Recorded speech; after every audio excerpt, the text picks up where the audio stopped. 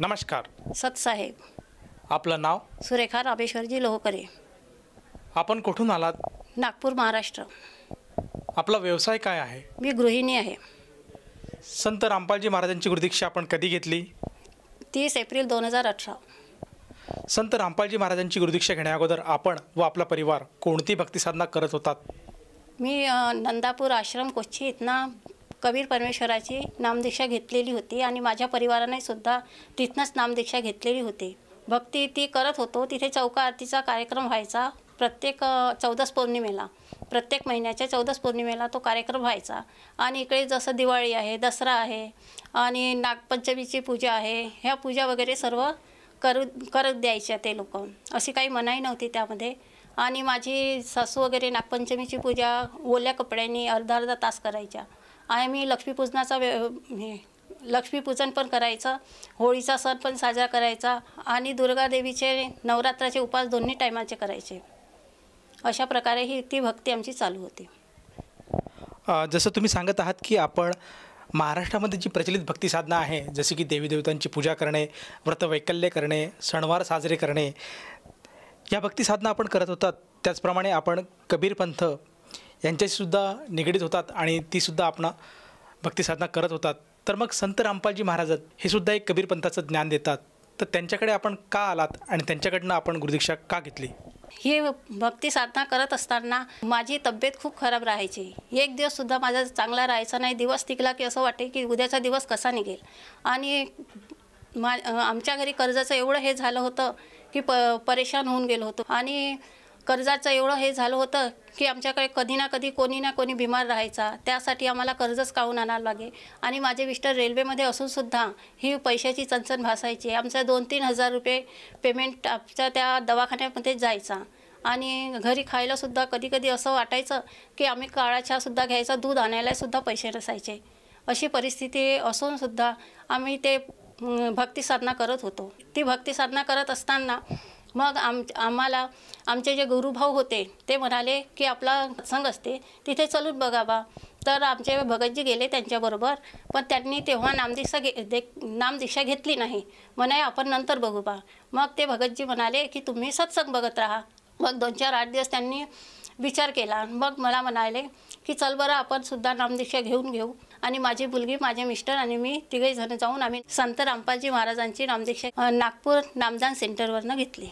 जसं तुम्ही सांगत आहात की सर्वप्रथम संत रामपालजी महाराजांच्या जे अनुयायी आहे त्यांनी आपल्याला आग्रह केला आणि संत रामपालजी महाराजांचा सत्संग ऐकवला. त्याचप्रमाणे तो सत्संग ऐकून आपले जे पतिदेव आहे ते प्रेरित झाले आणि त्यांनी नागपूर येथे संत रामपालजी महाराजांचं जे काही नामदान स्थळ आहे तेथे जाऊन संत रामपालजी महाराजांचा अनुग्रह घेतला.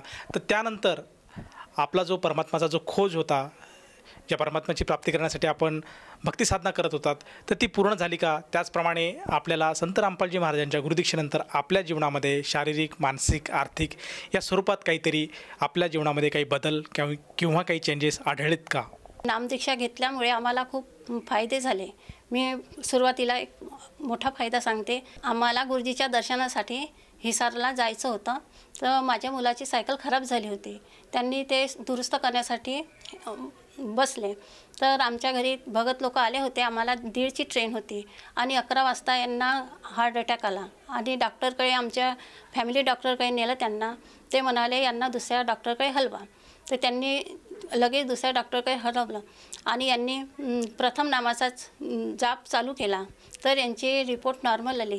तर मग ते वापस पुन्हा आमच्या फॅमिली डॉक्टरकडे गेले. तर फॅमिली डॉक्टर म्हणाले तू कोणत्या देवाची भक्ती करते, तुझी रिपोर्ट नॉर्मल आली आहे. तर त्यावर भगतजी म्हणाले का मी आता जाऊ शकते का, मला जायचं आहे. तर ते म्हणाले जा बा.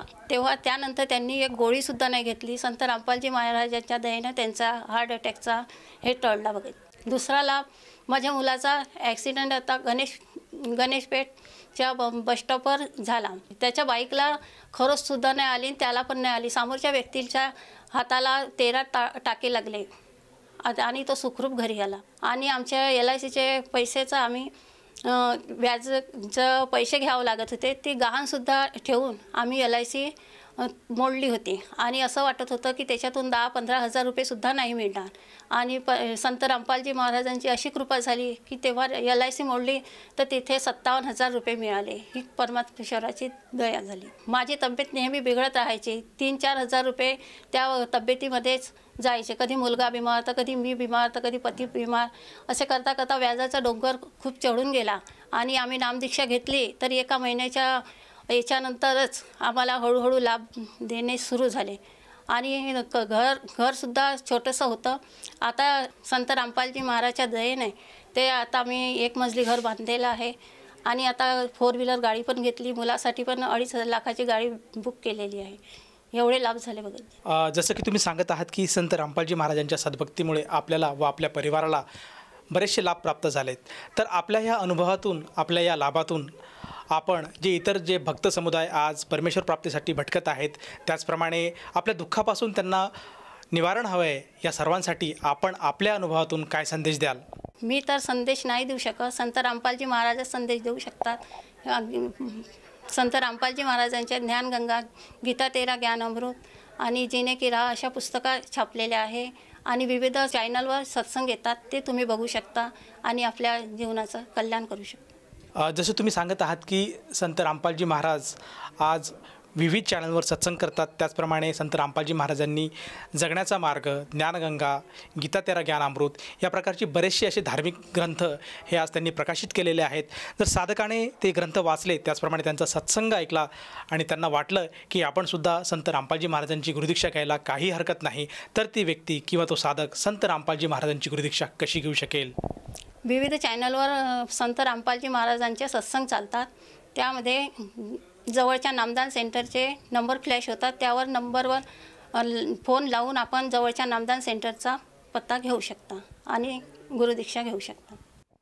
जसं तुम्ही सांगत आहात की संत रामपालजी महाराजांच्या दयेने आज पूर्ण भारतामध्ये आज बरेचसे प्रत्येक जिल्ह्यामध्ये नामदान केंद्राची उभारणी केली गेलेली आहे आणि तेथे जाऊन साधक संत रामपालजी महाराजांची गुरुदीक्षा घेऊ शकतो. मला हे विचारायचं आहे की या नामदीक्षेसाठी, या गुरुमंत्रासाठी त्या साधकाला किती पैसे मोजावे लागतात? सर, त्या नामदीक्षा घेण्यासाठी काहीच एक पैसा बी मोजावा लागत नाही. शेवटी आपल्याला भक्ती करण्यासाठी संत रामपालजी महाराजांचा फोटो, अमृत जल, प्रसाद हे निःशुल्क मिळते. धन्यवाद. सत्साहेब. संपूर्ण विश्वामध्ये 500 पेक्षा जास्त नामदीक्षा केंद्र आहेत, जिथे निशुल्क नामदीक्षा दिली जाते. निशुल्क नामदीक्षा प्राप्त करण्यासाठी आणि अधिक माहितीसाठी संपर्क करा 7030303951 7030303952. अद्वितीय आध्यात्मिक ज्ञान वाचण्यासाठी, पाहण्यासाठी आणि ऐकण्यासाठी संत रामपालजी महाराज ॲप अवश्य डाउनलोड करा किंवा आमची वेबसाईट www.jagatgururampalji.org वर विजिट करा.